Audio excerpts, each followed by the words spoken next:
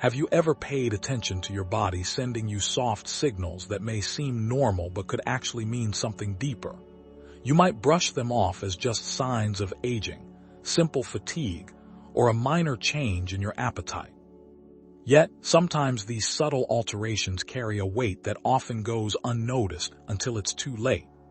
This video will delve into those moments, those whispers from the body that experts from esteemed institutions like Johns Hopkins and the Mayo Clinic have observed repeatedly in the months leading up to the end of life. The striking reality is that these signs are not always pronounced or dramatic. They may take the form of needing more naps during the day, leaving a meal unfinished at dinner, or perhaps a loved one opting for silence instead of engaging in conversation. Because these changes can appear so minor, families frequently overlook them or misinterpret their significance until a medical professional clarifies what they truly indicate. However, when you learn to recognize these signals, it opens up a chance for you to provide peace, clarity, and comfort rather than confusion or regret. Understanding these signals doesn't mean you're giving up. Rather, it signifies an embrace of love, offering a gentle presence during a time when every quiet moment holds great importance. Stick with me through to the end, as the information we discuss in the next few minutes could profoundly change your perspective on aging, care, and love during this significant chapter of life. Now, let's dive in. Let's start with number 1, alterations in sleep patterns. One of the earliest signs that families often overlook is when an elderly individual begins to sleep considerably more during the day while struggling to find rest at night. On the surface, this might just look like simple tiredness or perhaps the aftermath of a poor night's sleep. However, it can indicate that the body is entering a different phase of life. The energy that once fueled digestion, circulation, or even daily activities is gradually being conserved, leading to significant shifts in sleep cycles. I recall a gentleman named Harold, an 81-year-old from Tennessee. For many years, he delighted in watching his afternoon baseball replays on television. However, during one season, his daughter noticed that he couldn't stay awake through even the first inning.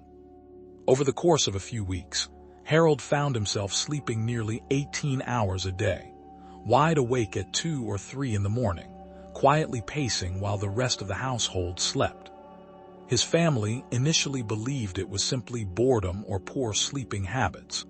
Yet, later on, doctors explained that it was a sign indicating that Harold's body was preparing for the last chapter of his life. Research conducted by experts at Harvard has shown that as the body slows down, the internal clock of the brain can begin to misfire.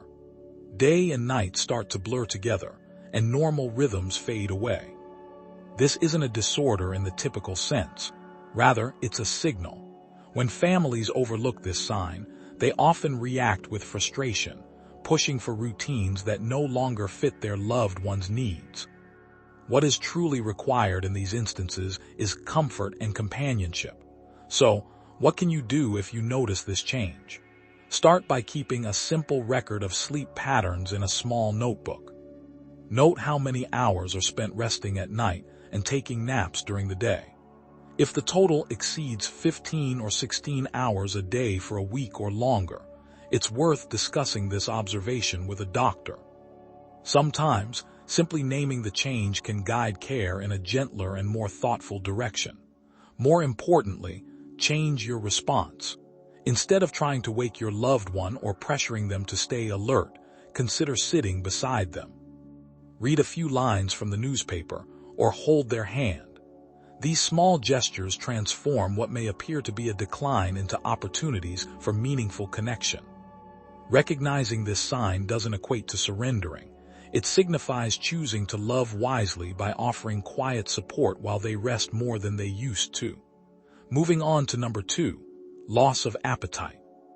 Another often overlooked sign is when a loved one gradually stops finding joy in their meals. Families may mistakenly assume it's just a passing mood, a shift in taste, or perhaps a reaction to medication. However, when a person begins to leave food on their plate, turns away from their favorite dishes, or only takes a few bites before stopping, it can be a subtle indication that the body is transitioning into a new stage of life. Consider Ethel, an 82-year-old woman from Michigan who baked apple pies every Sunday for over 6 decades. Her pies were warm and spiced with cinnamon, shared with family after church. However, one autumn, her daughter noticed that Ethel barely touched her slice. The following week, she didn't even ask about dessert. Within just 2 months, Ethel had lost a noticeable amount of weight. While her family worried she might be depressed, the doctors gently explained that her body was naturally letting go, conserving energy in its final phase of life. Palliative care specialists at the Mayo Clinic remind us that as the body approaches its end, digestion becomes less of a priority. The energy is redirected to keep vital functions like the heart and lungs operating. Food, which once was a source of pleasure and necessity, becomes less significant. It's not a matter of stubbornness or sadness. It's simply biology at work. This transition can be challenging for families, especially when meals have always symbolized care and nurturing. Forcing someone to eat may cause discomfort or even harm. Instead, focus on smaller and gentler options. Offer simple portions such as a spoonful of mashed potatoes, a piece of soft fruit, or a little warm broth. Observe without judgment but with patience. Keep track of how much they consume and share those notes with their doctor. If the loss of appetite persists for more than a week, particularly if there are noticeable weight changes, it's essential to communicate this with a healthcare professional. Remember, during this time, meals are less about nourishment and more about comfort. Sit next to them, reminisce about shared memories, hum an old tune, or simply be present while they take a bite or two. Love in these moments isn't measured by an empty plate but by the warmth of shared companionship. If you're still with me and finding these insights valuable, please take a moment to comment number 2 below to let me know you're engaged. And if you haven't subscribed yet, now is a great time to do so and turn on the notification bell so you don't miss any of our upcoming videos. Your support helps us keep creating content that informs and inspires. Now, let's talk about number 3, social withdrawal. Another sign that often flies under the radar is when a loved one begins to distance themselves from social interactions that once brought them joy. Initially, this may seem like fatigue or a touch of moodiness. However, when someone who used to enjoy phone calls, family dinners, or chatting with neighbors suddenly becomes quiet and prefers to spend long hours alone, it could indicate a natural process of letting go, both physically and mentally. Take Franklin, an 84-year-old from Ohio, who never missed a Friday poker night. He would arrive wearing his lucky hat and with peppermints in hand, ready to share laughter with his friends. Over time, he slowly stopped attending those gatherings. He began skipping calls from his grandson and withdrawing into himself. His daughter assumed he was merely tired, but doctors explained that this withdrawal was part of the body's preparation for life's end. Experts at Johns Hopkins point out that social withdrawal doesn't always equate to depression. Sometimes it represents a gentle inward turn, where the spirit seeks quiet over company. For families, this can feel confusing or even painful, as if their loved one is shutting them out. But it isn't rejection. Rather, it's a form of reflection, a means to find peace within. What helps the most in this situation is to offer presence without pressure. Provide soft moments instead of expectations. Sit nearby with a book, play music they once cherished, or simply hold their hand. Sometimes, a simple hello or a gentle touch can mean more than lengthy conversations. Allow them to set the pace of interaction. It's crucial not to take this change personally. They aren't turning away from you but turning inward to prepare in their own unique way. Often, the most profound gift we can offer is to honor that choice with gentleness, patience, and love. Next, we arrive at number 4, conversations with the unseen. This sign can catch families off guard when a loved one starts speaking to people who have already passed away or drifts between moments of clarity and those that feel disjointed. To those around them, this behavior can be unsettling, but for the person experiencing it, these moments may bring a sense of peace. Vernon, an 86-year-old from Florida, was sharp in many respects. He could recall birthdays, recite old songs, and even engage in political debates with his neighbors. Yet, during the evenings, his daughter would hear him softly speaking in the living room. One night she overheard him say, "Martha, I know you're here." Martha was his wife who had passed away 6 years prior. His daughter feared it was a sign of dementia, but hospice nurses explained that this behavior is not unusual as one approaches life's end. According to specialists at the Cleveland Clinic, changes in the brain, such as fluctuations in oxygen levels or altered perceptions of time, can lead individuals to recall vivid memories or even sense the presence of loved ones who have already departed. While it may appear as confusion to outsiders, these experiences often provide comfort to those experiencing them. Families sometimes make the mistake of correcting their loved ones, saying things like, "That's not real," or "You're confused," which can create distress. A more compassionate response is to listen, allowing the stories to unfold. Ask gentle questions, write down what they share, and treat those moments as precious gifts. You might hear memories they've never shared before, small treasures wrapped in fragile conversations. Instead of viewing this as a loss of reality, it can be understood as a sacred space between here and beyond. In those moments, what your loved one may need most is not correction, but companionship, someone willing to quietly accompany them on a journey they all must undertake one day. If you're still engaged with me and finding these insights valuable, please comment number 4 below to let me know you're here. And if you haven't subscribed yet, I highly recommend doing so and hitting the bell icon so you don't miss any future videos. Your support is crucial for us to continue creating valuable content. Now, let's explore number 5, loss of physical strength. One of the most evident signs indicating that the body is entering its final phase is a sudden decline in physical strength. This isn't just the gradual decline we expect with aging. It's a more noticeable change where everyday activities that once felt simple become unexpectedly challenging. For instance, consider an 83-year-old woman, Carmen, from Texas, who had always cherished her morning routine. She would walk to her mailbox, tend to her roses, and take pride in caring for her home. However, one spring morning, her daughter noticed that Carmen struggled to push herself up from her chair. A few days later, she needed assistance walking to the bathroom. There hadn't been any falls or illnesses, but her body was quietly transitioning.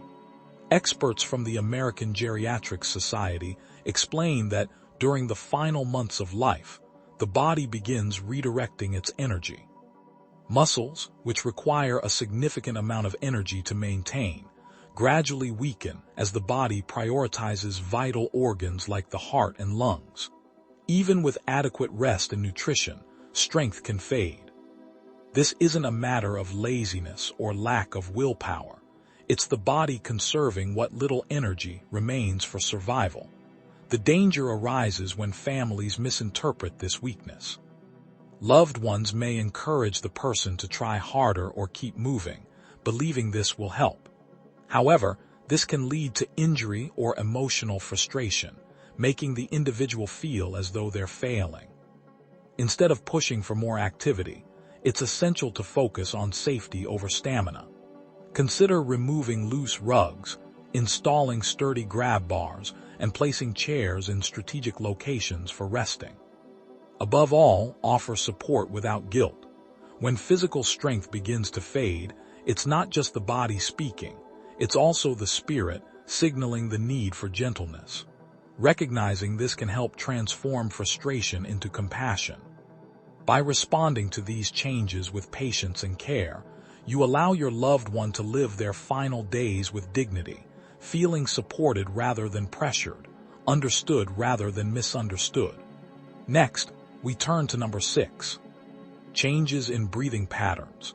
This is another significant sign that life may be nearing its end. These alterations often start subtly but can become more pronounced over time. Breathing might become shallow, then suddenly quick, or it may pause for extended stretches before resuming softly. While this can be alarming for those observing, it is often painless for the person experiencing it. Raymond, a 79-year-old retired firefighter from Georgia, exhibited this pattern during his final weeks. His wife, Elaine, often noticed it during his naps. He would breathe quickly for a few moments, then stop, leaving her holding her breath in fear until he began to breathe again, gently, as if nothing had happened. At first, Elaine worried that he was slipping away during those moments, but doctors explained it as part of a natural process. According to the National Hospice and Palliative Care Organization, these changes occur because the lungs and heart are no longer functioning at full capacity. The body adapts by conserving energy, leading to altered rhythms in breathing. This may result in what's known as Cheyne-Stokes breathing, where clusters of breaths are followed by pauses.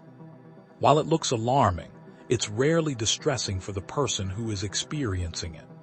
The challenge for families is to avoid panicking or rushing into unnecessary medical interventions. Too often, we perceive this as a medical crisis when, in reality, it's the body signaling a gentle transition. The better course of action is to focus on providing comfort and peace. Elevating the head with pillows, keeping the room calm and quiet, or allowing a gentle breeze from an open window can help ease the process. Speaking softly or holding their hand can offer reassurance, even if they don't respond outwardly. Elaine later shared that once she understood what was happening, her fear transformed into love. Instead of sitting in dread, she focused on being present, holding her husband's hand, and listening to the soft rhythm of his breathing. She realized she didn't have to fix anything.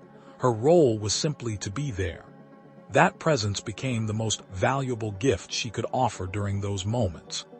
If you're still here and finding these insights helpful, please comment number 6 below to let me know you're engaged. And if you haven't subscribed yet, I recommend you do so and hit the bell icon so you won't miss any upcoming videos. Your support helps us continue creating meaningful content. Finally, we reach number 7, emotional preparation and letting go. This sign is not always visible in the body, but rather felt in the heart. As individuals approach the later stages of life, many begin to express themselves in ways that indicate they are emotionally and spiritually preparing for closure. They may discuss regrets, reach out to long-lost friends or family members, or start giving away meaningful possessions while sharing stories about each item. Lawrence, an 85-year-old from Nevada, exhibited this shift during his final months. One morning, he requested to speak with his brother, whom he hadn't talked to in 15 years. No one remembered the reason for their falling out, but Lawrence carried that silence heavily and wanted to mend it before it was too late. He also began distributing his old tools, handing each one to family members while sharing a memory associated with it. His daughter worried that this meant he was giving up, but his hospice nurse gently explained that this was a natural part of his emotional preparation. According to the National Institute on Aging, many individuals nearing the end of life feel a strong desire to resolve unfinished matters, both practical and emotional. It's less about surrendering and more about creating peace. These actions help them let go gracefully while allowing loved ones to find meaning in the process. Families often mistakenly dismiss these gestures as unnecessary or overly emotional. However, they can be powerful moments of connection. If a loved one wishes to make a call, write a letter, or share a memory, encourage them. If they want to give something away, let them, even if the item seems trivial. What matters is not the object itself, but the significance behind it. These moments are not solely about loss, they're about leaving a legacy. They present opportunities for loved ones to listen, support, and receive wisdom wrapped in cherished stories and keepsakes. When approached with openness, these final gifts can bring enduring comfort long after the person has passed. As we conclude, I'd like to bring all these signs together into a reflection that shows how recognizing them isn't about fearing death, but rather about deepening love and connection during the time that remains. Thank you for spending this time with me today.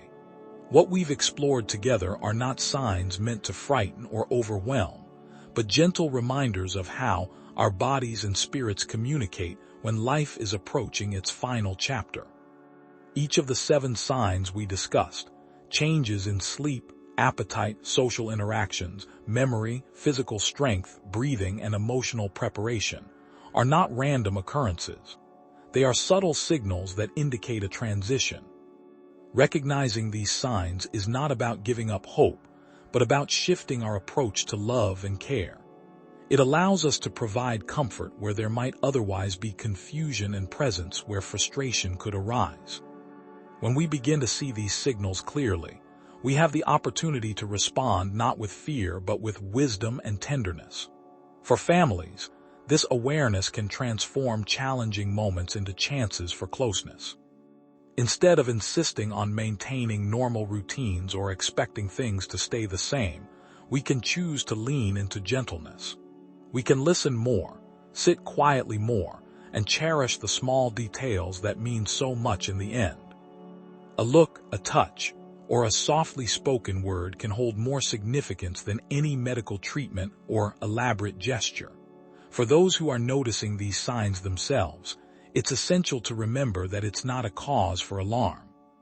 It's part of life's natural rhythm, a reminder that both body and soul are preparing for rest. Acknowledge it as an opportunity to reclaim peace, to step into acceptance rather than resistance, and to let dignity guide the journey ahead. As loved ones, the greatest gift we can offer isn't always about fixing or solving problems. It's about being present. Sometimes, the most powerful act of care is simply to remain close, to listen, and to let the person know they are not alone. These moments can transform into cherished memories that bring comfort long after the person has departed. Thank you for joining me today. I'd love to hear from you. Please leave a comment below sharing one thing you learned today and how you plan to apply it in your life. Your thoughts matter to us, so don't hesitate to share them. Reading your comments motivates and encourages us immensely. If you found this video helpful, please like, subscribe, and share it. Your support enables us to keep creating valuable content. Thank you for watching, and I look forward to seeing you in